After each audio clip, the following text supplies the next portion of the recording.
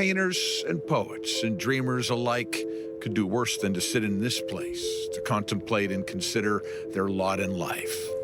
The water shimmers, the clouds drift, boats bob.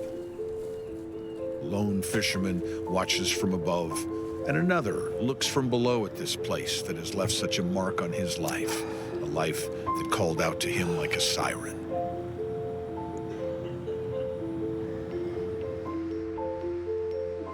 Don't be fooled by the beauty of it all. Fisherman's Terminal, plopped right in the middle of a major metropolitan city, is a place for men and women who understand work, people who fish for a living. It always felt right, you know. I mean, it felt like a place that I was comfortable. You know, I've always liked the people and the fishing. They're really direct, you know. It's honest work. Pete Knutson's great-grandfather with the black hat and jacket was a boat builder. Pete has been a fisherman for 50 years. He's gone to Alaska 4 or 5 months every summer for half a century to ply his trade. He calls it honest work. I just started knocking on a door of a local fisherman in Everett, and basically he said, "Look, I'll hire you if you can figure out how to mend net." And sometimes when everything's going right, you just feel like you say, I was meant to be here. You know, like this, just everything's looking good. Life doesn't get any better than this. It's just, yeah, it just feels right. On weekends, Pete is here on his 2 boats, the Loki and the Nord. This is what I call industrial yoga. He works on the engines. He prepares them for fishing season when they will be tested. There's something else he does too. On the busy, noisy road just a stone's throw from Fisherman's Terminal, there is a hand-drawn sign. Wild Alaskan salmon, it says. And those that know the secrets, locals, drop by one. And people would come down and I'd say, you got fish on the brain today? And what are you thinking about? They buy salmon on the dock, person to person, from the very man who caught it. So when do you head back north? Well, it runs between June and like October. Here you go. Yep. I mean, I just enjoy talking with the people coming down. You know, it's about the fish, and I tell all the stories of the fish and how we caught them and how we treat them and how our fish are different from what you get in the supermarket. But I like to hear the stories of the people. Yeah, we'll definitely come back. The name of the small business is the Loki Fish Company. Who knows how much more money Pete might have made in 50 years by selling his fish straight to the big company processors right there in Alaska? Who knows?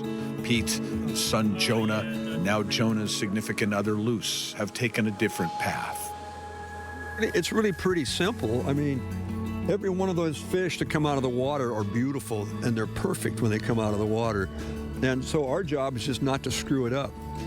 Once caught, within half an hour, the fish are put into refrigerated seawater.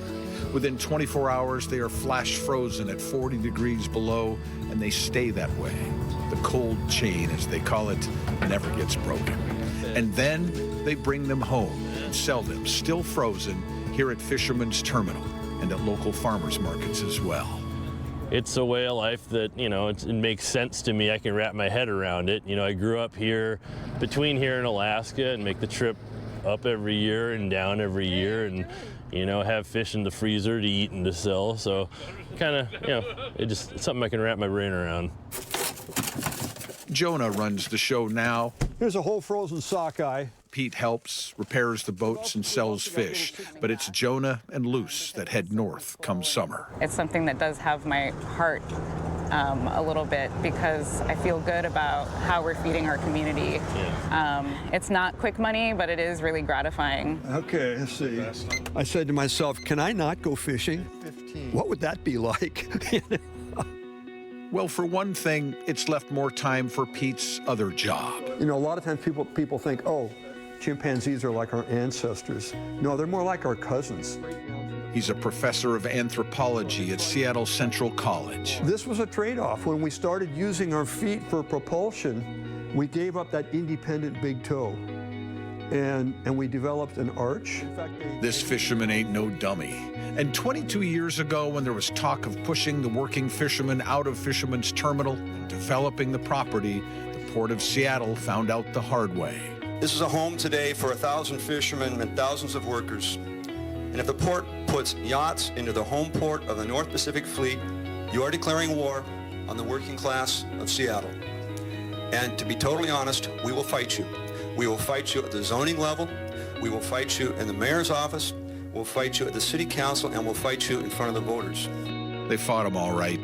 The fishermen won a guarantee that working boats would get priority at Fisherman's terminal. They blocked real estate development, no condos and the like, and instead they got a reinvestment into the terminal, new docks, among other things. Maybe Pete and his friends were a necessary reminder that this place is a treasure, a thing to be honored, a source of pride for all of us. Nobody knows it better than the family that sells their fish on weekends to the ones who know the secret. I think people are kind of hungry just to touch things that are authentic these days. Go ahead and stop by. The water will shimmer, clouds will drift, and boats will bob. And maybe this man will be there, enjoying his coffee, contemplating, and considering his lot in life, the life of a fisherman.